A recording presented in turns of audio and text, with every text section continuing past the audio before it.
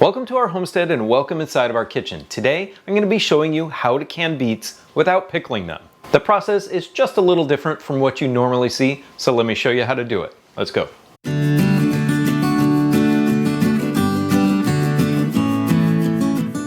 The reason I can beets without vinegar instead of pickling them in a vinegar-based brine is it's got some health challenges for me.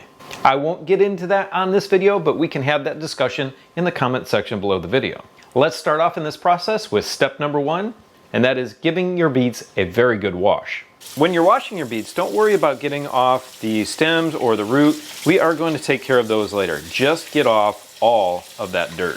Especially up here where the leaf stems are, the dirt gets caked in right around here. So get that spot really, really good. And if you have any odd shaped beets like this, these little cracks or crevices do have quite a bit of dirt left in them. So make sure you wash those out as much as possible. Next step after washing our beets is we are actually going to pre-cook our beets. We're going to do that in this pot of boiling water that I've had over here on the stove for a little while heating up. For this process, you are going to need to use your entire stove. So we have a water bath canner here and I have the water in there going. What we're going to do in there is sterilize our jars. I have another pot or little pan here for sterilizing the lids, and I also have my pressure canner. You need to pressure can beets because they are a low acid food. So that will be the last step in the process, and eventually this will have to get on the stove and brought up to temperature. We also need another pot of clean boiling water for filling up our jars. After we put our beets inside of our jars, we need to put a liquid in there to cover them. But as you can see, I am completely out of room here and the stove just isn't that big. So what we're gonna do is put the electric kettle on, fill it up full of water, get that nice and hot, and then pour it in over our beets. This process does take a lot of water and a lot of space, so keep that in mind. Now we are going to put our beets in our boiling water, and since all of our beets are relatively different sizes, we're just gonna have to keep an eye on them, but we're gonna cook these until they are fork tender. You can underdo them a little bit if you want, and one of our main purposes for cooking these is actually to peel the skin off. While we are waiting for the beets to cook, which could take a while, depending on how many beets you have, let's get our jars sterilized. Remember to use proper canning tool accessories.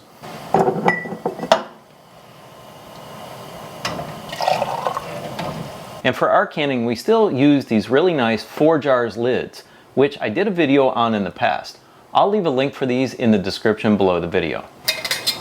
All right, friends, our beets are done and they are cooling down. Our jars are sterilized, and now you can move some things around and get your pressure canner on the heat. Make sure you don't put the top on though, just heat the water up. Now let me show you how to peel these. So I have everything set up now to process my beets, and you wanna make sure you've got everything in order so that you can quickly do this. We've got our beets cooling off, we've got our sterilized jars, we've got some Celtic sea salt, and we have our sterilized lids. We also have some boiled water to be able to cover the beets within our jar. If you want to wear gloves, you can, because these are going to stain your fingers. A lot of people don't know that beets actually do have a skin. But when you boil them like that, make them a little bit soft, you can just rub the skin right off. Once we get the skin off, take off the root and the top. Then process the beet how you want, into the size of pieces that you want to eat. We're just going to drop them in our jars. But before I forget, we are going to add 1 teaspoon of Celtic sea salt for a pint jar of the beets. Little tiny beets like this, of course, you can peel the skin off and just pop them in the jars whole.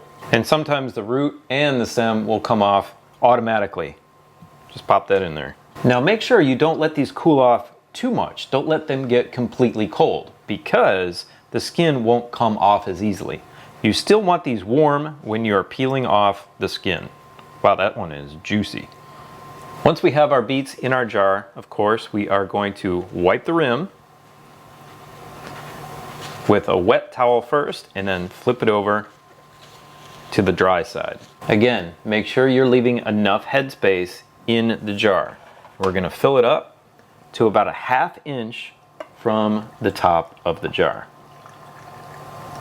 We're going to get one of our sterilized lids, place it on the top,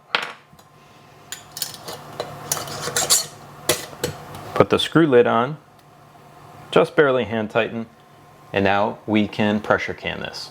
Let me get the rest of these done and I'll tell you how long to pressure can these for. Follow proper pressure canning methods for whatever it is you are pressure canning. For our beets, we are going to bring them up to 10 pounds of pressure, but remember, when you are at about 8 pounds of pressure, back off the heat so it slowly builds to 10. Once it is at 10 pounds of pressure, process pints for 30 minutes and quarts for 35. Then of course turn off the heat for your pressure canner and let the pressure come all the way back down before you open it. Then we'll take out our processed beets and let them cool off. Well, that's it, friends. We've got our fully processed canned beets, and these will keep for a long period of time and no vinegar. Now I'm going to get these into storage. If you have any questions, please leave them for me in the comments section below the video. We don't have much space in this house, and this is where we store them. If you haven't seen me make this prepper pantry shelf in the past, click on the video link right here. Have a beautiful, blessed day, and we'll see you next time.